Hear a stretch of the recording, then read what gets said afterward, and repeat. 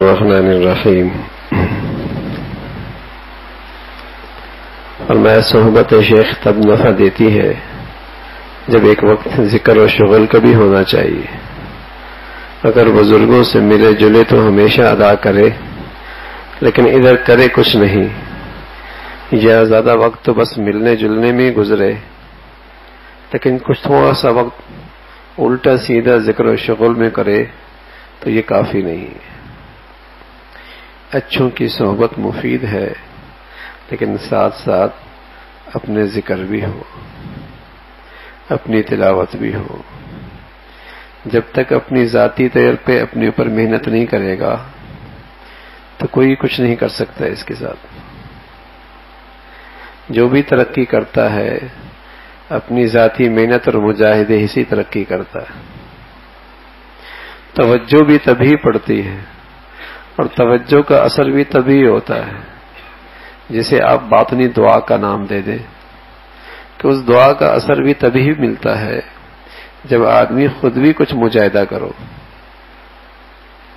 اور خود اگر وہ ذکر و شغل کے لیے وقت نہیں نکالتا یا اہتمام نہیں کرتا تو نیری بزرگوں کی صحبت سے وہ فائدہ نہیں ہوتا جو ہونا چاہیے۔ ہاں، اتنی صحبت کا فائدہ تو ہوتا ہی ہے کہ کم از کم جتنی دیر وہاں بیٹھا گناہ سے محفوظ رہا، گناہ کے محفوظ رہا۔ لیکن ترقی جو ہوتی ہے وہ اپنی ذاتی محنت سے اور ذکر و شغل کے اہتمام سے ہوتی ہے۔ تو صحبت تبھی نافع ہے، بزرگوں کے پاس آنا جانا تبھی زیادہ مفید ہے جب آدمی ذکر و شغل کا اہتمام بھی کرے، اپنا ذکر کا وقت ہو، اپنی تلاوت کا وقت ہو۔ تو جس قدر اس کا اہتمام کرے گا اس کی برکتیں نصیب ہوں گی اور ترقی ہوگی۔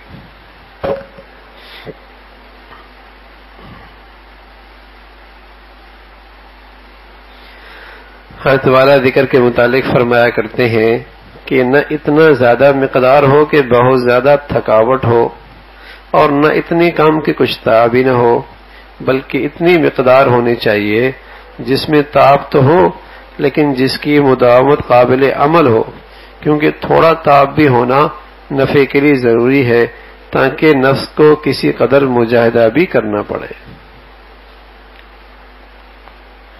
نفس کا مجاہدہ جس قدر ہوتا ہے اتنی ترقی ہوتی ہے۔ اب ذکر و اذکار کے لیے ایک وقت مقرر ہے، ایک مقدار مقرر ہے، تلاوت کی ایک مقدار مقرر ہے۔ کبھی طبیعت چاہ رہی ہے، کبھی نہیں چاہ رہی۔ اب نہیں چاہ رہی ہے اور پھر بھی وقت کر رہا ہے، مجاہدہ ہے نفس کے لیے، ترقی ہوگی، ترقی ہوگی۔ طبیعت چاہ رہی ہے، کر لیا، طبیعت نہیں چاہ رہی، چھوڑ دیا، ترقی نہیں ہوگی، مجاہدہ نہیں کر رہا بالکل۔ یہ نفس پر ذرا بھی مجاہدہ نہیں کر رہا۔ والذین جاہدوا فینا لنہدینہم سبلنا، مجاہدے پہ ترقی کا وعدہ ہے۔ اور ظاہر ہے جب آدمی وقت مقرر کرتا ہے، مقدار مقرر کرتا ہے، تو ظاہر ہے وہ ایک نفس کے لیے ایک مجاہدے کی چیز ہے، لیکن ترقی ہوگی۔ تو کچھ نہ کچھ اذکار کے لیے اپنا وقت مقرر کیا جائے۔ آگے آگے تشریف لے آئے۔ فرمایا کرتے تھے کہ اپنے ذمے صرف اتنی مقدار رکھے جس پر دوام ہو سکے۔ مقدار اتنی مقرر کرے جو مستقل مزاجی سے کر سکے۔ کبھی تو 5 سپارے بھی پڑھ سکتا ہے، کبھی 3 سپارے بھی پڑھ سکتا ہے، لیکن مسلسل کتنا پڑھ سکتا ہے، دوام کس میں ہو سکتا ہے، وہ مقرر کر لے اور اسے تسلسل سے کبھی فرصت مل جائے، طبیعت میں نشاط ہو، زیادہ کرنے میں گناہ کی بات نہیں، لیکن اتنا مقرر کر لے جس میں کمی نہ ہو، جس میں کمی نہ ہو۔ اسی طرح نوافل کی مقدار، تہجد بھی ہیں، اشراق بھی ہیں، چاش بھی ہیں، اوابین بھی ہیں، ان میں سے کچھ مقرر کر لے جس میں دوام ہو اور جس کا اہتمام کر سکے۔ پھر تہجد کی رکعتیں ہیں، 8 رکعتیں پڑھ رہا ہے، 12 رکعتیں پڑھ رہا ہے، 6 رکعتیں پڑھ رہا ہے، اتنا کر لے کہ جس پر دوام ہو سکے،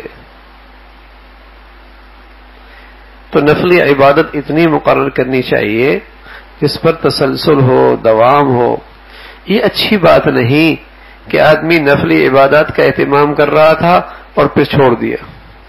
یہ اچھی بات نہیں. یہ اچھی بات نہیں ہے کہ یہ چیزیں نفلی عبادت میں کر رہا تھا پھر اس نے چھوڑ دیا. تو ایک مقدار مقرر ہو اور اتنی مقدار ہو جس میں یہ دوام کر سکے. بھئی قطرہ روز گرے گا نا چٹان پہ نشان پڑ جائے گا، اور آپ 3-4 ٹینکر اس کے اوپر ڈال دیں کوئی نشان نہیں پڑے گا. لیکن تسلسل سے قطرہ ہی پڑے گا تو نشان پڑ جائے گا. اچھا، روزانہ میں اور دوام میں مجاہدہ ہے. آج طبیعت میں نشاط ہے، آج طبیعت چاہ رہی ہے، آج مزہ آ رہا ہے، اور آج طبیعت میں بوجھ ہے، تازہ طبیعت نہیں ہے، لیکن پھر بھی کر رہا ہے. مجاہدہ ہے. اور مجاہدے سے فیصلے ہونے، مجاہدے سے ترقی ہونی ہے.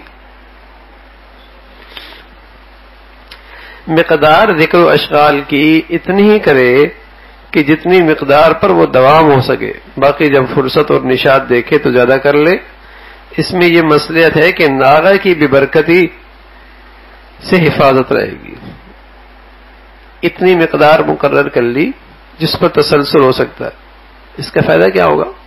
ناغے کی بے برکتی نہیں ہوگی، اس لیے کہ ناغہ ہو گیا برکت ختم ہو گئی. برکت ختم ہو گئی.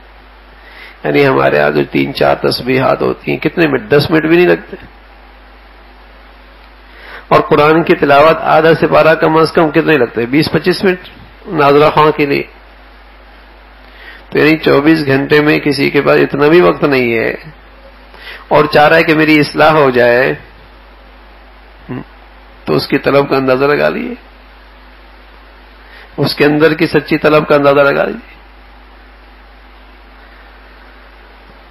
تو کچھ نہ کچھ مقدار مقرر ہو اور پھر اس میں دوام ہو، تاکہ ایسا ہو کہ بے برکتی سے حفاظت رہے گی.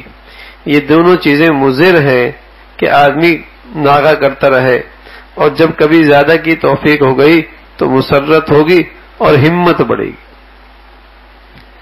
تھوڑی مقدار مقرر کی تاکہ ناغہ نہ ہو، اور کبھی فرصت مل گئی نشاط طبیعت میں زیادہ کر لیا تو کیا ہوگا؟ خوشی ہوگی. آج اللہ نے زیادہ اعمال کی توفیق نصیب فرما دی، مسرت ہوگی، ہمت بڑھے گی.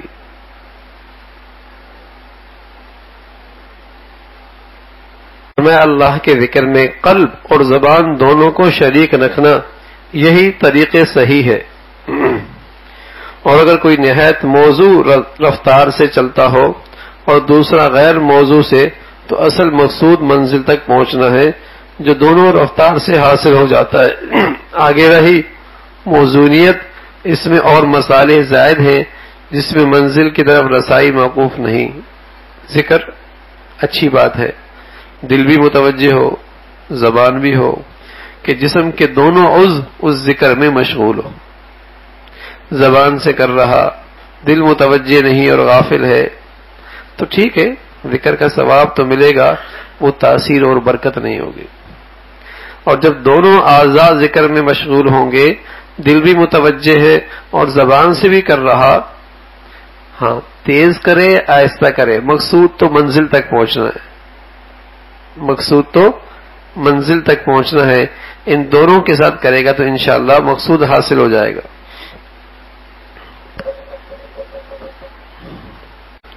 فرمایا توجہ میں زیادہ کاوش مضر ہے، معتدل توجہ کافی ہے. بس اوقات آدمی ذکر میں بہت زیادہ توجہ کرنے کی کوشش کرتا ہے، اتنا زیادہ پریشان ہوتا ہے. بس درمیانی توجہ ہو، اور توجہ بھی ہو کس کی طرف؟ اللہ کی ذات کی طرف. تصور ہو ذات حق کا کہ اللہ کو یاد کر رہا ہوں، اللہ کی تعریف کر رہا ہوں اللہ کی طرف. اور اس میں زیادہ محنت کرنے کی ضرورت نہیں، ورنہ دماغ میں انتشار زیادہ ہو جاتا ہے. سرسری اور اعتدال کے ساتھ توجہ بھی کافی ہے، انشاءاللہ اسی کا فائدہ ہوگا. فرمایا اکثر لوگ برکات ذکر سے محروم رہتے ہیں. اس کی یہ بھی ایک بڑی وجہ ہے کہ نفع اور برکت کی نیت سے ذکر نہیں کرتے.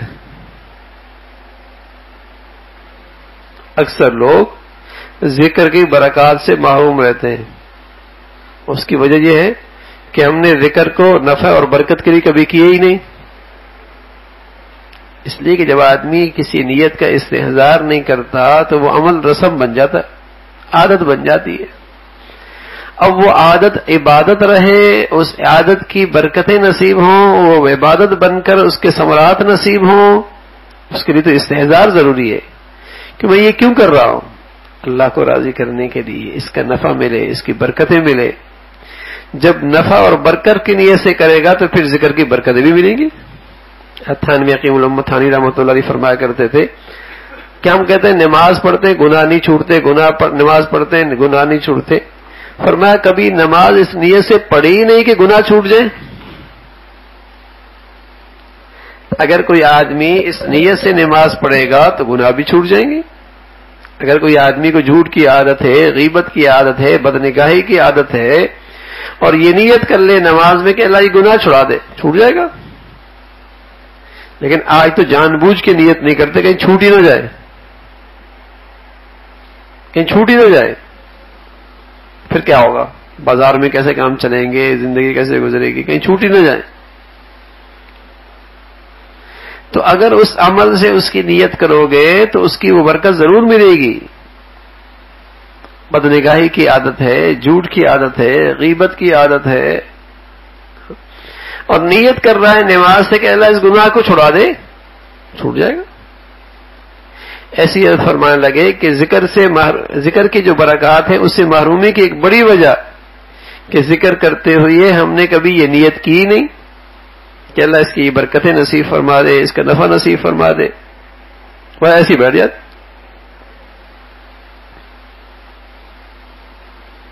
یہی وجہ ہے کہ اعمال صالحہ سے محبت حق پیدا نہیں ہوتی.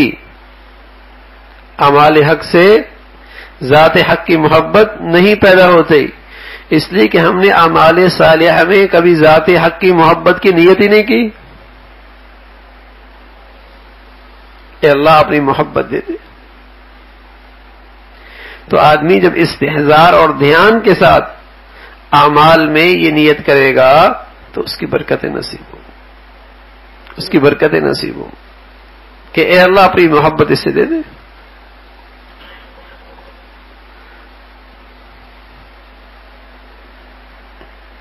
کسی سے آدمی بات کرے ہاں اور بات اس میں محبت کا پہلو ہو تو بتاؤ جتنی باتیں زیادہ کرے گا اتنی محبت زیادہ بڑھے گی، اتنی محبت زیادہ بڑھے گی. اسی طرح ایک آدمی تلاوت قرآن کرے اور اللہ سے محبت نہ بڑھے، ہو نہیں سکتا.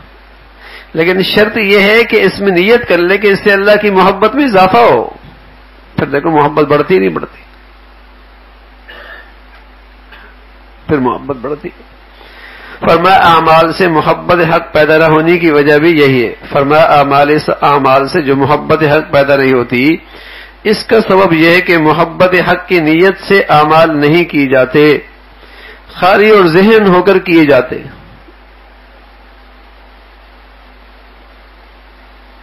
فرمایا کرتے تھے بھائی اپنے معمول کو ضرور پورا کر لینا چاہیے.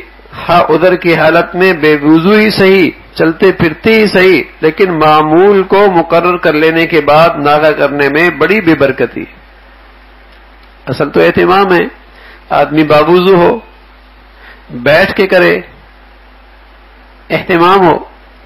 لیکن کبھی ایسا ہے کہ کوئی عذر ہے، بیٹھنا مشکل ہے، وقت نہیں ہے، چلو میاں بے وضو ہی کر لے، لیکن ناغہ نہ کرو. چلتے پھرتے ہی کر لو لیکن ناغہ نہ کرو. احسن طریقہ، افضل طریقہ، اعلیٰ طریقہ مجاہدہ اس میں کہ آدمی بیٹھے کرے اور باوضو ہو کے کرے، اہتمام سے کرے. لیکن عذر ہے تو اس عذر کی وجہ سے عمل چھوڑے نہیں، اس لیے کہ اس کی بے برکتی بہت ہے.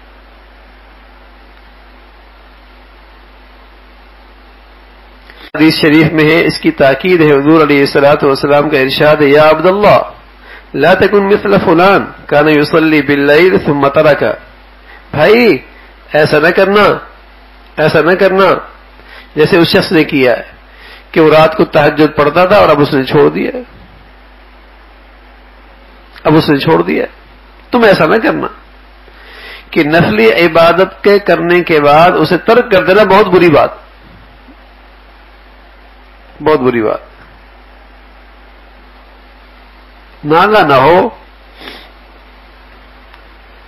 یہ ایسا ہے جیسے کسی نے اپنے حاکم کے پاس آنا جانا شروع کیا اور خصوصیت کا تعلق کرنے کے بعد پھر آنا جانا موقوف کر دیا، تو ظاہر ہے حاکم کو بہت ناگوار گزرے گا. کوئی آدمی حاکم وقت کے پاس آتا جاتا تھا اور ایک تعلق بن گیا تھا، اور پھر اس نے آنا جانا چھوڑ دیا، ظاہر ناگواری ہوگی. کہ نفلی عبادت سے حاکم حق اور ذات حق سے ایک تعلق بن گیا تھا، اللہ سے ایک تعلق بن گیا تھا، اور پھر یہ تعلق اس نے اس عمل میں کوتاہی کی وجہ سے چھوڑ دیا.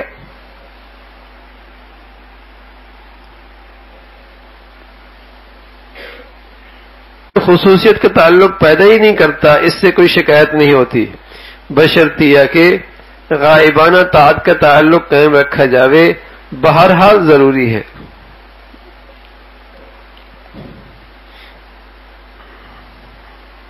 جو میں نے اپنی تمام عمر میں اس تصوف کا حاصل دیکھا، اس سلوک کا حاصل دیکھا، اور اس تربیت کا جو حاصل دیکھا، میں نے اپنی پوری عمر میں جو دیکھا وہ ہے فنا اور عبدیت. بس جہاں تک ممکن ہو اپنے آپ کو مٹایا جاوے، پر اسی کے لیے ساری ریاضات مجاہدے کیے جاتے ہیں. بس اپنی ساری عمر فنا اور عبدیت کی تاثیر ہی میں گزر جانی چاہیے. بس بھائی اثر حاصل تو یہی ہے کہ آدمی کو اپنی ذات کا صحیح تعارف ہو جائے کہ میری کوئی حیثیت نہیں. جب میری کوئی حیثیت نہیں تو میرے اعمال کی کیا حیثیت ہے؟ تو یہ جس قدر عبدیت پیدا ہوگی، اپنے اندر سے اپنے اندر کا بت مٹے گا، اپنا بت، اپنی ذات کا بت مٹے گا. اپنے آپ کو مٹانا جس قدر بڑھے گا، یہی اصل حاصل ہے مجاہدوں کا اور ساری عبادات کا، نفلی عبادات کا حاصل یہی. اللہ رب العزت ہمیں بھی ایسی تواضع اور ان کی ساری نصیب فرما دے. اللہم لک الحمد کلو ولک الشکر کلو، اللہم لک الحمد کلو ولک الشکر کلو، اللہم انا علی ذکرک و شکرک و حسن عبادتک. سبحان اللہ و بحمدہ سبحان اللہ العظیم، عدد خلقه وزنة عرشه ورضا نفسه ومداد كلماته. اللهم لا نحصي ثناء عليك أنت كما أثنيت على نفسك، اللهم لا نحصي ثناء عليك أنت كما أثنيت على نفسك. اللهم إنا نسألك العفو والعافية في الدنيا والآخرة. ربنا آتنا في الدنيا حسنة وفي الآخرة حسنة وقنا عذاب النار. اللهم اجعل خير عمرنا آخرنا وخير عملنا خواتمنا وخير أيامنا يوم نلقاك فيك. اللهم بارك لنا في الموت وفيما بعد الموت. اللهم بارك لنا في الموت وفيما بعد الموت. وصلى الله على سيدنا محمد وعلى آله وأصحابه أجمعين برحمته.